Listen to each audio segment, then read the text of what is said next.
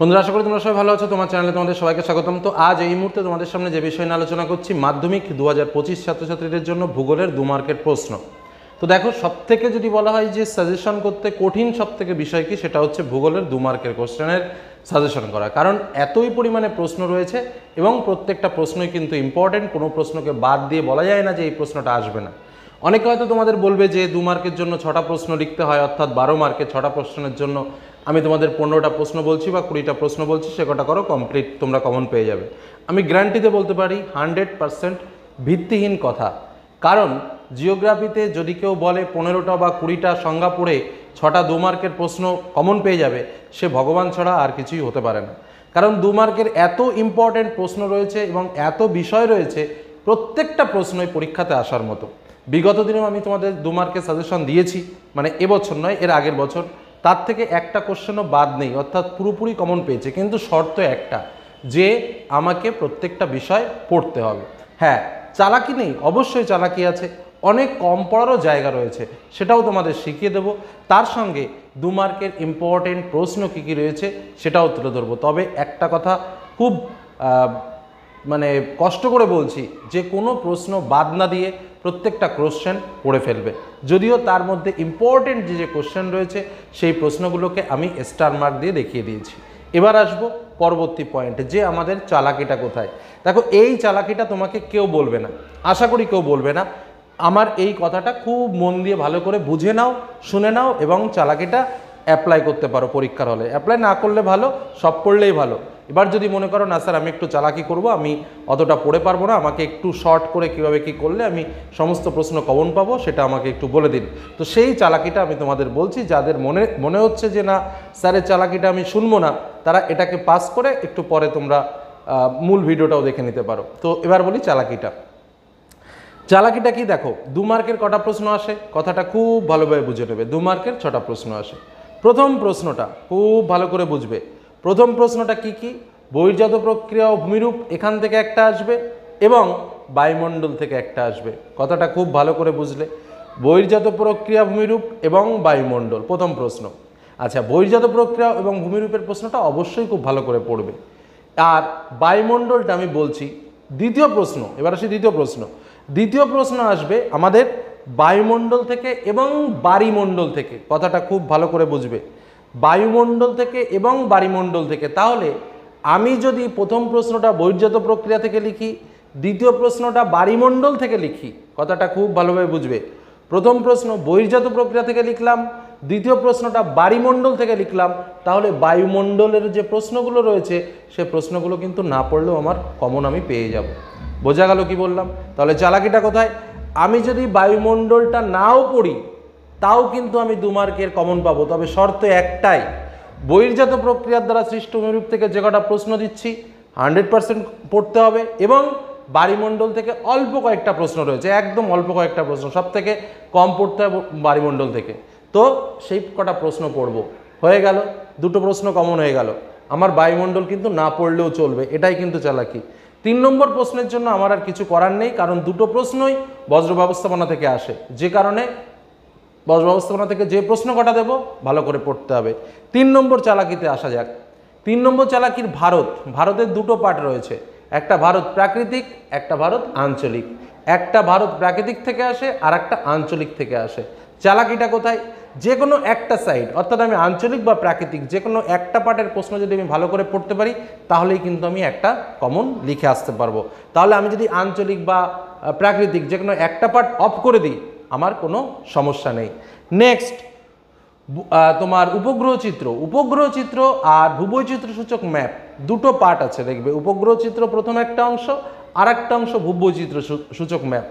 এই 2টো অংশের মধ্যে কেউ যদি মনে করো স্যার আমি শুধুমাত্র উপগ্রহ চিত্রের প্রশ্নগুলো পড়বো, তাও হবে। আবার কেউ যদি মনে করো আমি ভূবৈচিত্র্য সূচক মানচিত্রের প্রশ্নগুলো পড়বো, তাও হবে। তাহলে কি হলো বিষয়টা, প্রথম 1 মার্কের জন্য আমি বলছি তাহলে আমার পড়ার বিষয়টা কি, মানে যেটা আমি তোমাকে মূল সাজেশন দিচ্ছি সেই সাজেশনটাকে আমি হাফ করে দিলাম। কিন্তু বোঝা গেল কি বললাম, এটাই চালাকি। হাফটা কিভাবে করলাম আর একবার, মোরাল অফ দ্য স্টোরিটা কি, মোরাল অফ দ্য স্টোরি হচ্ছে বহির্জাত প্রক্রিয়া যে প্রথম চ্যাপ্টার রয়েছে, যে কটা প্রশ্ন বলবো সব কটা প্রশ্ন পড়বো, বায়ুমণ্ডলের প্রশ্ন টাচ করব না, আচ্ছা, বজ ব্যবস্থাপনা থেকে যে কটা প্রশ্ন রয়েছে আমি সব কটা প্রশ্ন পড়ব, বাড়িমণ্ডল থেকে যে কটা প্রশ্ন রয়েছে আমি সব কটা প্রশ্ন পড়ব, ভারতের প্রাকৃতিক বা আঞ্চলিক যে কোনো একটা পার্টের প্রশ্ন পড়ব, আর ভূবৈচিত্র্যসূচক মানচিত্র এবং তোমার উপগ্রহ চিত্রের মধ্যে যে কোনো একটা সেক্টরের প্রশ্ন পড়ব। এই হলো চালাকি। বোঝা গেল কি বললাম? এই চালাকিটুকু যদি না করতে পারো সেটা মঙ্গল। আর যদি মনে হয় যে না স্যার আমার খুব বেশি যাচ্ছে, আমি সত্যিই ভালো না পড়াশোনায়, তাহলে আমি বলবো এই চালাকিটা অ্যাপ্লাই করলে অনেকটা প্রেশার কমে যাবে। এবার আমরা সরাসরি চলে যাব আমাদের মূল সাজেশন পর্বে, যেখানে তোমরা দেখে নিতে পারবে যে কি কি প্রশ্ন তোমাদের পরীক্ষার জন্য আসতে চলেছে বা কি কি প্রশ্ন তোমাদের দেখতে হবে। আমি টোটাল সাজেশনটাই, অর্থাৎ প্রত্যেকটা চ্যাপ্টারের সাজেশনগুলোও তোমাদের সামনে তুলে ধরছি, কারণ সকলের জন্যই তো সাজেশন করা, সকলেই যাতে পড়তে পারে, সমস্ত প্রশ্ন যাতে কমন আসে, সেই কারণে কিন্তু এই বিভিন্নভাবে তোমাদের সামনে বিষয়গুলো বুঝিয়ে তুলে ধরলাম। আশা করি ভালো লাগলো। এবার যে সিস্টেমটা বললাম সেই সিস্টেমে পড়াশোনা করো। চলো দেখে নেওয়া যাক মূল ইম্পর্টেন্ট প্রশ্নগুলো। বন্ধুরা, তাহলে দেখে নেওয়া যাক পরপর ইম্পর্টেন্ট যে প্রশ্নগুলো আছে সেই প্রশ্নগুলো। আমরা প্রথমেই যেটা বলবো সেটা হচ্ছে বহির্জাত প্রক্রিয়া ও তার দ্বারা সৃষ্ট ভূমিরূপ। তো তোমাদের যে ক্লুটা বললাম যে এই চ্যাপ্টারটার প্রশ্ন কিন্তু তোমাদের অবশ্যই করে পড়তেই হবে, কারণ এখান থেকে প্রশ্ন আমার আসবেই এবং এখান থেকে আমার লিখতেও হবে। কারণ আমাদের প্রথম যে 2 মার্কের প্রশ্নটা আসে এই বহির্জাত প্রক্রিয়া থেকে একটা আসবে এবং একটা হচ্ছে বায়ুমণ্ডল থেকে আসবে। তো আমি যারা দুর্বল তাদের জন্য বলেছি যে বায়ুমণ্ডলটা পড়ার দরকার নেই, এটাই ভালো করে পড়ো। তো যে কারণে এই প্রশ্নগুলো ভালো করে দেখে যাও। প্রথম, অবরোহণ কাকে বলে, আরোহণ কাকে বলে, পর্যায়ন, ক্ষয়ীভবন, পুঞ্জিত ক্ষয়, ভ্যালিড ট্রেন, হিমানী সম্প্রপাত, ঝুলন্ত উপত্যকা, ফিয়র্ড, হিমদ্রোণী, হিমরেখা, বার্গস্ক্রুন্ট, নুনাটাক্স, মরুদ্যান, হামাদা, ওয়াদি, প্লায়া, মরুকরণ, লোয়েস, পেডিমেন্ট, ধারণা অববাহিকা, নদী অববাহিকা, গিরিখাত ও ক্যানিয়ন, নদীগ্রাস, ইনসেলবার্স, জলবিভাজিকা, অপসারণ গর্ত, অবঘর্ষ, মহাদেশীয় ও পারদেশীয় হিমবাহ, ষষ্ঠঘাতের সূত্র, কিউসেক ও কিউমেক, আর একটা হচ্ছে প্রপাতকূপ। এবার দেখো এই প্রশ্নগুলোর মধ্যে অর্থাৎ সংজ্ঞা, এই সংজ্ঞাগুলোর মধ্যে স্টার চিহ্ন দিয়ে আমি কিছু কিছু পয়েন্ট দেখিয়ে দিই। যেমন ক্ষয়ীভবনে এই যে স্টার চিহ্ন, পুঞ্জিত ক্ষয় স্টার চিহ্ন, ফিয়ার্ডে স্টার চিহ্ন, ঝুলন্ত উপত্যকাতে স্টার চিহ্ন। এই প্রশ্নগুলো কিন্তু বিশেষভাবে নজর দিয়ে পড়বে। ওকে, নেক্সট আমি বায়ুমণ্ডল থেকে প্রশ্নগুলো বলি। যারা খুব ভালো রেজাল্ট করতে চাও বা সব পড়তে চাও তাদের জন্য এই প্রশ্নগুলোও কিন্তু বায়ুমণ্ডলের প্রশ্নগুলোও দেখে রাখবে। আর যারা দুর্বল তাদের আমি যে ক্লুটা বলেছি যে বায়ুমণ্ডল যদি আমরা নাও টাচ করি 2 মার্কের প্রশ্ন, তাও কিন্তু আমরা কমন পাবো। সেক্ষেত্রে বহির্জাত প্রক্রিয়া থেকে যে প্রশ্নগুলো বললাম সেগুলো কমপ্লিট করতে হবে এবং এরপরে যে বায়ুমণ্ডল চ্যাপ্টার রয়েছে সেই বায়ুমণ্ডলের চ্যাপ্টারও ঠিক যে কটা প্রশ্ন রয়েছে সেই প্রশ্ন কটা কিন্তু রেডি করতে হবে। তো বায়ুমণ্ডল থেকে যে প্রশ্নগুলো দেখতে হবে সেটা কী কী, অ্যারোসেল কী, ট্রপোস্ফিয়ার কী, মেসোস্ফিয়ার কী, ট্রপোপোস কী, ওজন কী, উত্তাপের সমতা কী, অ্যালবেডো কী, বৈপরীত্য উত্তাপ কী, ক্যাটাবেটিক বায়ু, অ্যানাবেটিক বায়ু কাকে বলে, গ্রিনহাউস কী, উষ্ণতা হ্রাসের স্বাভাবিক হার কাকে বলে, ইনসুলেশন কী, তাপ বিষুবরেখা কাকে বলে, মোনেক্স কী, কোরিলিয়াস বল কী, জিওট্রপিক বায়ু কাকে বলে, জেট বায়ু কাকে বলে, সমচাপ রেখা কাকে বলে, গর্জনশীল চল্লিশা কাকে বলে, ফ্রেলের সূত্রটি কী, অশ্বক্ষাংশ বলতে কী বোঝো, সমুদ্রবায়ু ও স্থলবায়ুর সংজ্ঞা দাও, 22 বেলার সূত্রটি কী, প্রতীপ ঘূর্ণবাত বলতে কী বোঝো, ঘূর্ণবাতের চক্ষু কাকে বলে, শিশিরাঙ্ক কী, সীমান্ত কাকে বলে, শিলাবৃষ্টি কাকে বলে। এর মধ্যে ঠিক একইভাবে স্টার চিহ্ন দিয়ে যে প্রশ্নগুলো দিয়েছি সেগুলো কিন্তু মোস্ট ইম্পর্টেন্ট। নেক্সট বায়ুমণ্ডল, যেখান থেকে আগের বছর 2024 সালে অ্যাপোজি জোয়ার এসেছিল। এবার যে প্রশ্নটা ইম্পর্টেন্ট সেটা হচ্ছে শৈবাল সাগর, হিমশৈল, হিমপ্রাচীর, গ্র্যান্ড ব্যাঙ্ক, মগ্নচড়া, মৌসুমী স্রোত, সমুদ্র স্রোত, অন্তঃস্রোত ও বহিঃস্রোত, সারাসারির বান, সিজিগি, পেরিজি, সংযোগ অবস্থান ও প্রতিযোগ অবস্থান, ভরা জোয়ার ও মরা জোয়ার। এর মধ্যে স্টার দিয়ে মূল ইম্পর্টেন্টগুলো দিয়েছি। 2024-এ অ্যাপোজি জোয়ার টেস্ট ছিল, এটা পড়ার দরকার নেই, ঠিক আছে, এটা আমি জাস্ট লিখে রেখেছি 2024-এ এসেছিলো তাই।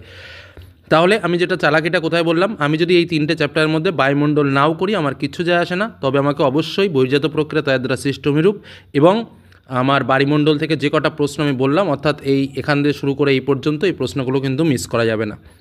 নেক্সট বজ্র ব্যবস্থাপনা থেকে তো আমাকে প্রশ্ন পড়তেই হবে, কারণ 2টো প্রশ্ন আসবে, একটা প্রশ্নের উত্তর করতে হবে। প্রথম, তরল বজ্র, গ্যাসীয় বজ্র, জৈব বজ্র, তেজস্ক্রিয় বজ্রের সংজ্ঞা, ই বজ্র বা যেটাকে বলছে ই ওয়েস্ট, কম্পোস্টিং কী, ফ্লাই অ্যাশ কাকে বলে, বজ্রের পুনর্নবীকরণ বলতে কী বোঝো, বজ্রের পুনর্ব্যবহার বলতে কী বোঝো, ভরাটকরণ বলতে কী বোঝো, বজ্র ব্যবস্থাপনা কী, আর একটা হচ্ছে স্ক্রাবার। সবচেয়ে বেশি ইম্পর্টেন্ট আমার ব্যক্তিগতভাবে মনে হয় স্ক্রাবারটা আবার দিয়েই দেবে।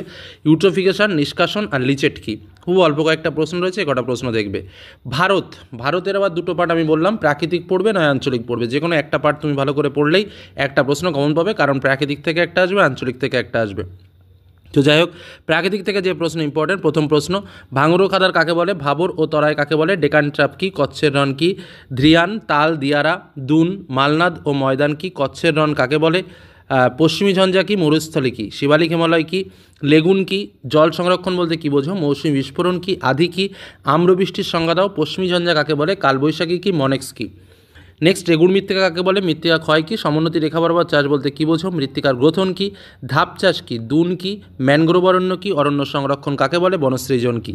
এ কটা হচ্ছে প্রাকৃতিক ভূগোল থেকে প্রশ্ন। আর আঞ্চলিক ভূগোল থেকে যে প্রশ্নগুলো রয়েছে, শস্যাবর্তন কি, রবি ও খারিফ ফসল কাকে বলে, সৌজ বিপ্লব কাকে বলে, মিলেট কি, জাইদ ফসল কাকে বলে, নাবার্ড কি, বাগিচা ফসল কি, ধাপ চাষ কি, ফালি চাষ কি, জীবিকা সত্তাভিত্তিক কৃষি কাকে বলে, সৌজ বিপ্লব কি। নেক্সট, শিল্প থেকে বিশুদ্ধ কাঁচামাল কি, পণ্যসূচক কাকে বলে, উদীয়মান শিল্প কাকে বলে, সিলিকন ভ্যালি কাকে বলে, এবং অবশিল্পায়ন কি, রুগ্ন শিল্প কি, কুটির শিল্প কি, তথ্য প্রযুক্তি শিল্প কি। টিকা লেখো সেইল এবং টিস্কো। নেক্সট, জনসংখ্যা থেকে যে প্রশ্নগুলো রয়েছে, জনঘনত্ব কি, আদমশুমারি কি, জনবিস্ফোরণ কি, নগরায়ন কি, পরিব্রাজন কি, কাম্য জনসংখ্যা কি, জনাকীর্ণতা কি, মানুষ জমি অনুপাত বলতে কী বোঝো, জনসংখ্যা অভিক্ষেপ কি, শূন্য জনসংখ্যা বৃদ্ধি কি। নেক্সট, পরিবহন থেকে সোনালী চতুর্ভুজ কি, হীরক চতুর্ভুজ কি, এয়ার ইন্ডিয়া কি, শিপিং লাইন কি, শিপিং লেন কি, রজ্জুপথ কি, পুনর্রপ্তানি বন্দর বলতে কী বোঝো, এয়ারপোর্ট অথরিটি অফ ইন্ডিয়া সম্পর্কে টিকা লেখো।